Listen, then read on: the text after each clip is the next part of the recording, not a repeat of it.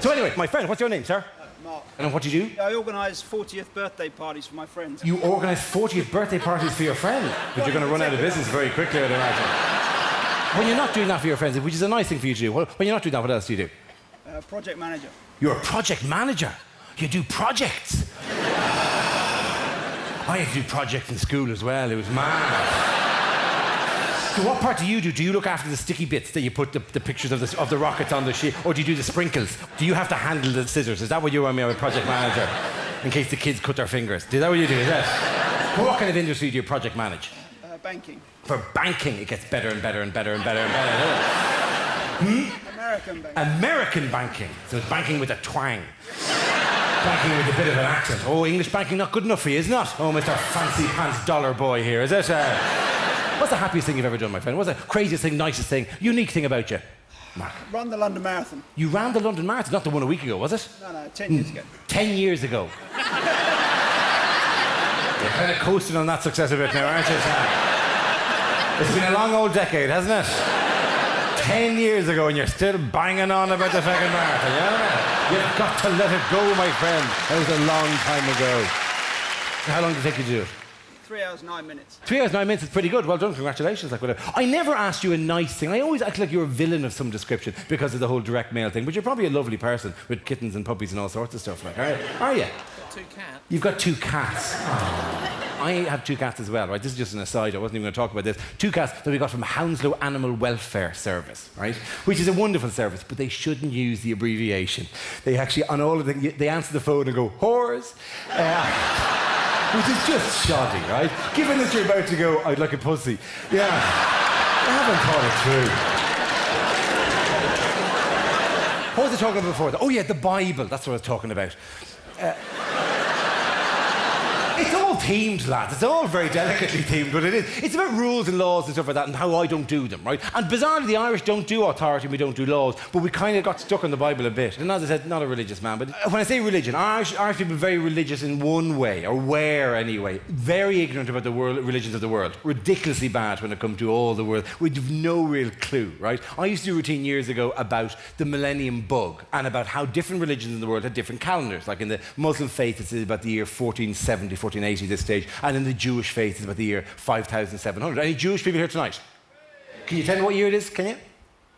No. Okay. You went on quite a little journey there, didn't you? Hooray! No. Okay, you're not up for a rabbi just yet, but I'm glad you're taking part anyway. It's about the year 5700. That's not the weirdest answer. I was in Cork, in the south of Ireland. Good to have you here, lads. I wouldn't cheer. You don't come out of this one well, right? So,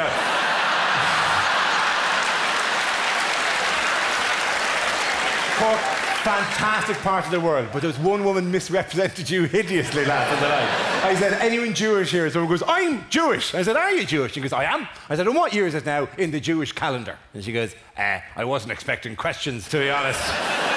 And then turned to her presumably Gentile friend and had a bit of a natter, and then came back with the single finest answer I have ever heard from a member of an audience, where without any shame at all, she just went, yeah, it's the Jewish year of the rat.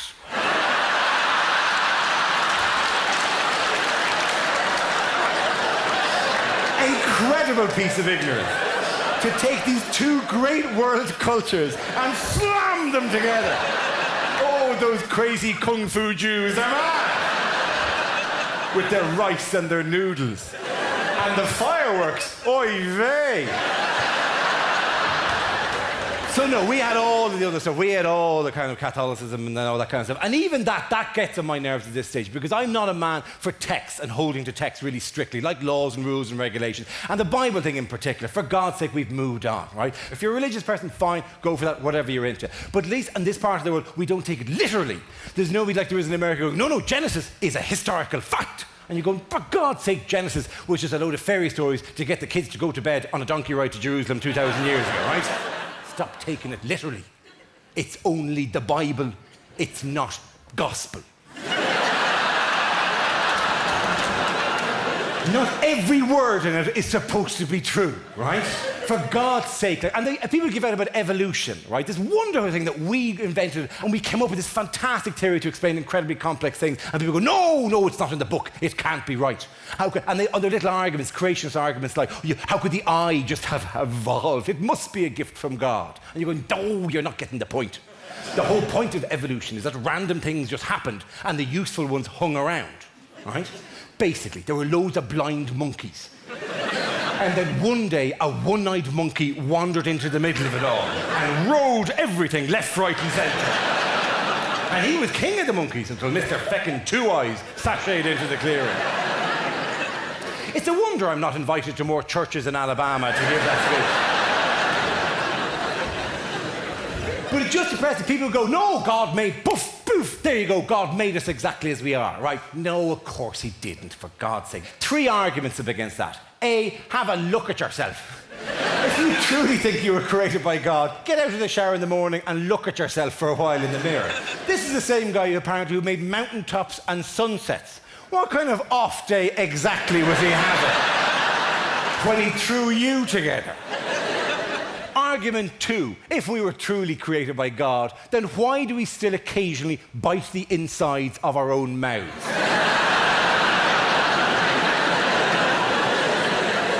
Have you ever felt less divine than when you suddenly go, I seem to have bitten myself on the inside of my mouth? I seem to have chewed at my cheek there. I seem to have forgotten where my lips were. I was so eager to eat that plate of pasta, I've eaten through my own face. And argument C against a divine creator, the appendix. Why would he put it in you when it does nothing except randomly kill you for no good reason? Just sit there doing nothing and then fall apart and kill him. Kill him now! Scott, do you still have your appendix here? You do indeed, because a good RAF man always holds on to his appendix. Who knows the day you might fall behind enemy lines and have to eat grass for a while. This is an evil creature, the appendix. And then they bring you to hospital, and then you get out of hospital, and you've got to spend a month being approached by idiots, well-meaning fools, coming up going, Jesus, I heard you're in hospital. How's your appendix? And you go, I don't know. They took it out. We haven't kept in touch. For all I know, it's driving around the country in a van, solving mysteries at the moment. And then, my favourite of all, are there any nurses in the room tonight? Okay, Grant, check with the nurses here. Do you ever, on the street, after people have been in the hospital, walk up to them when they're perfectly healthy and go, Jesus, you won't remember me. Last time I saw you was lying down, unconscious, painted yellow. Do you ever do that? Do you? Good. Because it creeps us out. 3 years after my appendix operation, a nurse comes up to me in a bar and goes, how are you? I was in the theatre when they took out your appendix. Which is like a really icky way to start a conversation. And I went, ugh. Right? But to continue the chat, I went, apparently, says I, they got it out just in time. And she leans in and goes, I know. It came apart in our hands. And you go, ugh, that's horrible. And B, it makes it sound like you took it out and then threw it to each other as a game. No, you take it, no, you take it, no, you... Oh, no, it's come apart in my hand. And then you start wondering about all the other things she might remember from that day. And frankly, yes, you do go, no, she's seen my cock. And they keep those operating theatres very cold. I wasn't looking my best that day. I didn't expect to be judged on it years later. Oh, thank you very much. I would have fluffed myself up if I thought that was going to be the question. I would have flared like a peacock, made a bit of a show of myself. Hi, this is Dara Ó Briain. This is my YouTube channel, so subscribe and like to get more funny clips.